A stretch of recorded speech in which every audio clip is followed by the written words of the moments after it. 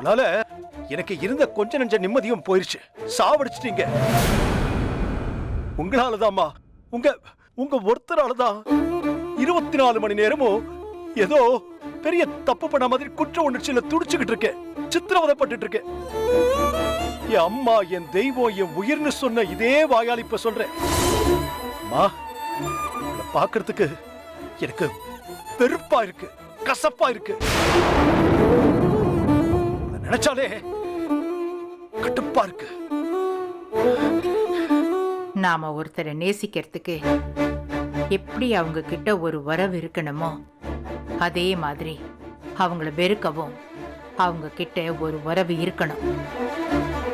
உன்னை வெறுக்கிற அளவுக்கு கூட என்கிட்ட ஒண்ணுமே இல்லை.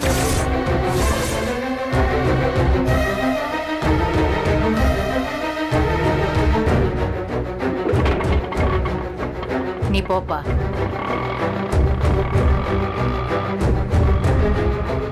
சொன்னீங்க உங்களுக்கு எனக்கும் எந்த உறவும் இல்லையா? நானும் சொல்றேன், நீங்க இல்ல, இந்த கோபிநாத்துக்கு என் அம்மா இல்ல, யாருமே இல்ல. இனிமே ராதிகாவும் மையும் மட்டும்தான். பாக்குறேன்.